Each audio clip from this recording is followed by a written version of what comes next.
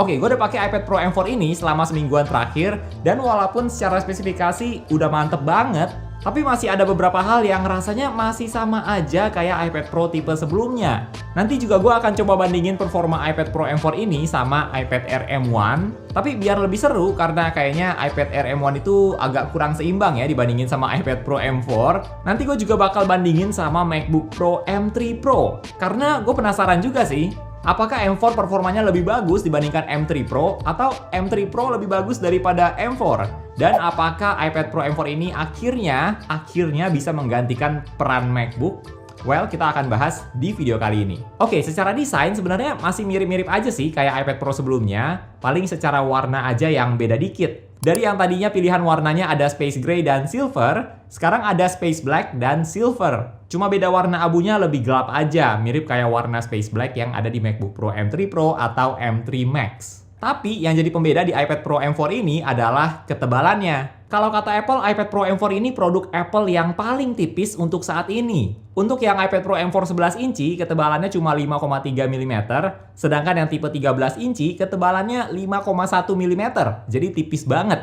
iPad Pro M4 ini lebih tipis dari iPad Air M1, dan lebih tipis juga dari iPhone 15 Pro Max. Tapi mungkin teman-teman ada yang penasaran nih, apa sih untungnya kalau iPad jadi lebih tipis? Nah, dari pengalaman gue pakai iPad Pro M4 11 inci ini, menurut gue pas kalian main iPad-nya sambil dipegang, itu terasa lebih nyaman sih. Mau pakainya dalam mode vertikal atau horizontal, menurut gue iPad-nya jadi lebih enak buat digenggam, bahkan dalam waktu yang lama sekalipun. Dan selain itu, iPad Pro M4 ini juga ringan banget, karena beratnya 444 gram untuk yang 11 inci Wi-Fi only, atau kalau yang bisa seluler kayak gini pun juga cuma 446 gram. Gambarannya kayak satu iPhone 15 Pro Max, ini beratnya sekitar 221 gram, jadi berat dari iPad Pro M4 ini kurang lebih setara kayak 2 iPhone 15 Pro Max untuk yang 11 inci. Jadi memang ringan banget. Nah, sebenarnya ini aspek yang bisa diapresiasi sih, karena dengan bodi yang lebih tipis kayak gini, kalian tetap bisa dapat iPad dengan spesifikasi yang tinggi, dan daya tahan baterainya pun juga sama kayak iPad Pro sebelumnya yang lebih tebal. Bahkan iPad Pro M4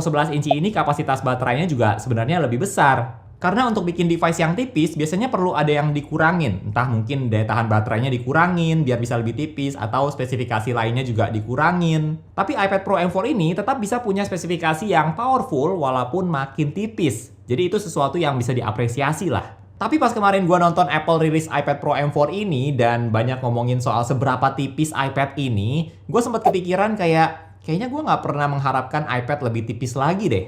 Karena menurut gue ketebalan iPad selama ini juga udah tipis sih, dan nggak pernah ada keluhan soal itu. Buat teman-teman yang udah ikutin channel ini cukup lama, gue juga pernah bahas soal iPad 10, iPad mini, iPad Air M1, M3, bahkan iPad Pro M2, dan dari semua iPad itu, gue nggak pernah merasa kalau iPad itu ketebelan. Tapi mau menurut kalian iPad setipis ini penting atau enggak, tetap aja ini bisa diapresiasi dan bikin lebih ringan juga. Yang menurut gue lebih penting ringan sih dibandingkan tipis, karena gue yakin kebanyakan orang pakai iPad buat dibawa kemana-mana. Dan kalau kalian tambahin Magic Keyboard buat iPad Pro 11 inci yang baru, yang beratnya sekitar 580 gram, total berat sama iPad-nya adalah sekitar 1 kg lebih sedikit. Jadi masih lebih ringan dibandingkan MacBook Air M3, kecuali untuk tipe yang 13 inci dengan Magic Keyboard yang 13 inci juga, nah itu bakal lebih berat dibandingkan MacBook Air M3.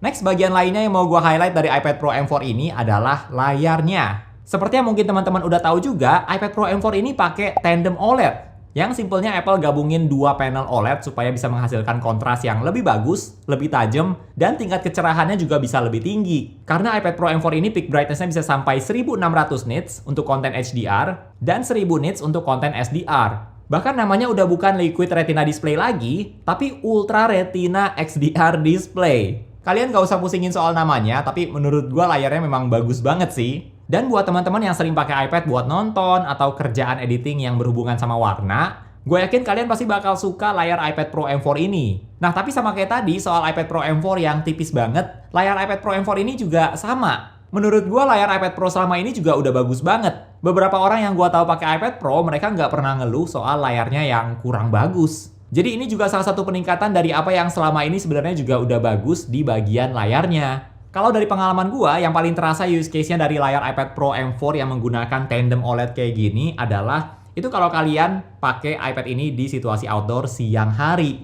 Gua kemarin udah sempet cobain juga pakai iPad Pro ini di outdoor siang hari dan lagi cerah banget, dan gua tetap bisa lihat layarnya dengan jelas banget. Mungkin dari semua iPad yang pernah gue coba, iPad Pro M4 ini menurut gue yang paling terasa sih bisa kalian gunakan di situasi outdoor siang hari dengan paling nyaman karena semuanya tetap terbaca dengan jelas. Untuk speaker dari iPad Pro M4 ini juga masih menggunakan 4 speaker yang sudah dibagi buat kedua sisi. Jadi kalau nonton atau main game sambil pegang iPad-nya, suaranya tetap terasa kencang dan jernih.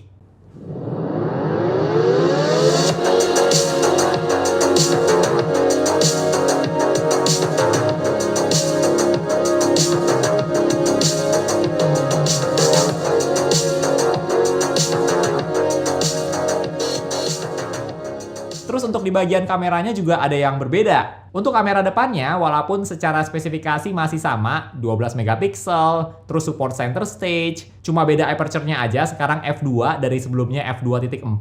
Tapi perbedaan utamanya sekarang ada di posisi kameranya. Karena untuk iPad Pro M4, posisi kameranya udah di bagian samping. Jadi buat FaceTime atau lagi online meeting pakai Zoom dan sebagainya, posisinya bakal lebih pas ketika pakai iPad-nya dalam posisi landscape, kameranya ada di bagian atas. Jadi lihat kameranya juga lebih gampang. Terus masih soal kamera, sekarang kamera belakangnya cuma ada satu. Jadi nggak ada lagi kamera ultra wide. Walaupun kelihatannya kayak ada dua kamera, tapi yang lingkaran satu lagi ini buat LiDAR, dan di sebelahnya ada flash. Menurut gue ya ini nggak terlalu masalah sih harusnya, karena kamera di iPad paling cuma buat scan dokumen, atau paling buat foto momen tertentu kalau lagi nggak pegang HP. Tapi kalau mau incer foto yang bagus, mending pakai iPhone teman-teman aja, karena gue yakin kamera iPhone kalian masih lebih bagus dibandingkan kamera iPad Pro. Untuk daya tahan baterai dari iPad Pro M4 ini, kalau dari website Apple juga masih sama seperti di iPad Pro sebelumnya, bisa up to 10 jam. Tapi ini juga tergantung kalian pakai iPad-nya buat apa. Dari pengalaman gue ya masih sama aja sih. iPad Pro M4 ini bisa kalian pakai seharian. Gue juga baru aja upload video A Day in the Life pakai iPad Pro M4. Jadi kalian juga bisa lihat gue pakai iPad-nya buat apa aja dan baterainya sisa berapa persen setelah digunakan seharian. Nah, ini juga salah satu poin plus dari iPad Pro M4 ini, karena walaupun layarnya udah lebih terang menggunakan tandem OLED, tapi daya tahan baterainya juga masih sama awetnya seperti iPad Pro tipe sebelumnya. Oke, sekarang kita ngobrolin gimana performa dari iPad Pro M4.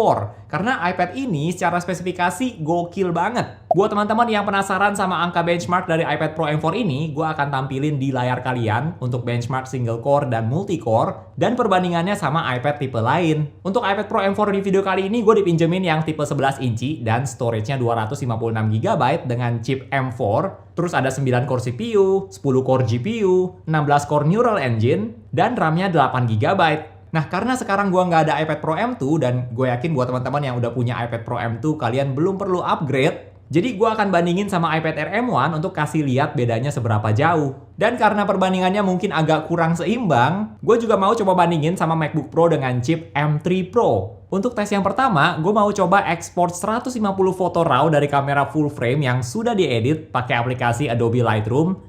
Dan hasilnya, iPad Pro M4 bisa ekspor fotonya dalam waktu 3 menit 52 detik, sedangkan iPad Air M1 butuh waktu 6 menit 25 detik. Jadi bedanya signifikan sama M4, dan MacBook Pro M3 Pro butuh waktu 1 menit 16 detik. Jadi bedanya lumayan jauh antara iPad Pro M4 dan iPad Air M1, tapi MacBook Pro M3 Pro tetap yang paling cepat. Bisa dimaklumin juga sih karena M3 Pro juga secara spesifikasi lebih tinggi. Untuk pengalaman edit foto di iPad Pro M4 ini tentu saja lancar banget, sama kayak di iPad Air M1 juga udah lancar buat edit foto. Buat apply preset, adjust warna, dan sebagainya itu semua udah lancar. Next, gue juga tes ekspor video 4K dari kamera full frame dengan durasi 10 menit di aplikasi Final Cut Pro. Dan hasilnya, iPad Pro M4 bisa ekspor videonya dalam waktu 2 menit 52 detik. Sedangkan di iPad Air M1, gue udah coba beberapa kali tapi selalu gagal ekspornya. Tapi gue yakin pasti jauh lebih lama, soalnya udah 3 menit baru sekitar 30-an%. Dan MacBook Pro M3 Pro butuh waktu 1 menit 52 detik. Jadi kalau soal ekspor video, iPad Pro M4 ini juga jauh lebih cepat dibandingkan iPad Air M1. Dan untuk pengalaman edit video di Final Cut Pro juga lancar banget di iPad Pro M4. Nah, untuk aksesoris dari iPad Pro M4 ini menurut gue rada eksklusif banget karena kalian nggak bisa menggunakan aksesoris iPad tipe sebelumnya. Contohnya Magic Keyboard yang baru itu juga cuma kompatibel sama iPad Pro M4. Dan kalian nggak bisa menggunakan Magic Keyboard sebelumnya di iPad Pro M4 ini. Memang Magic Keyboardnya bagus sih, feel trackpad dan keyboardnya benar-benar mirip kayak pakai MacBook. Terus di area palm rest-nya juga udah aluminium, jadi terasa lebih premium. Lalu ada 14 function keys, bahkan bisa pass-through charging, jadi bisa cas iPad kalian juga. Jadi kalau misalnya iPad-nya lagi dicolok ke SSD, kalian tetap bisa cas iPad-nya lewat Magic Keyboard. Jadi Magic Keyboard keluaran terbaru ini memang bagus, tapi cuma iPad Pro M4 aja yang bisa pakai. Dan nggak hanya itu aja, iPad Pro M4 juga cuma bisa kompatibel sama Apple Pencil Pro atau Apple Pencil USB-C. Jadi buat teman-teman yang selama ini udah punya Apple Pencil second gen, berarti kalian harus ganti pensilnya juga. Memang ada beberapa fitur baru sih di Apple Pencil Pro, kayak bisa squeeze, haptic feedback, barrel roll, support Find My, dan sebagainya yang menurut gue bakal jadi fitur yang bagus buat kalian yang pakai iPad buat gambar. Tapi buat gue pribadi, karena gue bukan seorang desainer, jadi gue nggak perlu menggunakan Apple Pencil Pro. Nggak hanya soal aksesorisnya aja yang jadi pertimbangan, tapi iPad Pro M4 ini juga naik harganya lumayan signifikan. Harga aslinya naik $200, jadi harga iPad Pro M4 sekarang mulai dari $999 untuk yang 11 inci, atau di Indonesia harganya mulai dari sekitar 17 juta rupiah. Dan secara harga juga opsinya sekarang jadi lebih banyak nih. Kalau kalian upgrade storage yang 1 atau 2 TB, kalian juga bisa dapat ekstra RAM dan ekstra core CPU, atau kalau mau pakai nano texture glass juga bisa untuk yang minimum storage-nya 1 TB, yang harganya juga udah mahal banget. Aspek harga ini penting banget sih, karena selain memang harga iPad-nya naik $200, kalian juga harus mempertimbangkan untuk beli aksesorisnya lagi semuanya, karena kalian nggak bisa menggunakan aksesoris yang sama dari iPad tipe sebelumnya. Kalau teman-teman mau jadiin iPad Pro M4 ini sebagai device utama, yang berarti kalian juga akan beli Magic Keyboard, terus juga beli Apple Pencil Pro, itu harganya udah lumayan tuh. $999 untuk iPad Pro M4 11 inci yang storage-nya 256 GB, terus ditambah $299 untuk Magic Keyboard, dan ditambah $129 lagi untuk Apple Pencil Pro. Totalnya udah $1.427. Yang dengan harga segini, teman-teman juga udah dapet MacBook Air M3 yang 15 inci base model, atau tambah sedikit lagi udah dapet MacBook Pro dengan chip M3. Jadi saran dari gua, make sure teman-teman udah tahu iPad Pro M4 ini mau kalian pakai buat apa aja sebelum kalian beli. Mau iPad ini kalian jadiin sebagai iPad pertama, atau buat teman-teman yang mau upgrade ke M4, make sure kalian udah tahu dulu, karena biaya gantinya lebih signifikan dibandingkan ganti ke iPad tipe lain. Tapi kalau kalian memang tertarik buat ganti ke M4, gue yakin kalian pasti bakal suka iPad ini karena performanya bagus dan juga layarnya pun juga bagus. Nah, apakah iPad Pro M4 ini bisa gantiin peran MacBook? Kalau buat gue pribadi sih belum bisa ya, karena MacBook yang gue pakai pun juga spesifikasinya lebih kencang daripada iPad Pro M4 ini. Tapi buat teman-teman yang kerjaannya bisa dikerjain dari iPad, nggak harus pakai laptop, well, iPad Pro M4 ini bisa jadi opsi juga, karena performanya memang oke. Kalau menurut teman-teman gimana nih? Kalian tertarik buat ganti ke iPad Pro M4 atau iPad tipe lain aja? Coba share di kolom komentar ya. Oke, thank you buat teman-teman yang udah nonton sampai di detik ini. Jangan lupa untuk klik tombol like kalau kalian suka dengan video ini. Dan juga subscribe supaya kita bisa ketemu lagi di video-video yang berikutnya. Bye!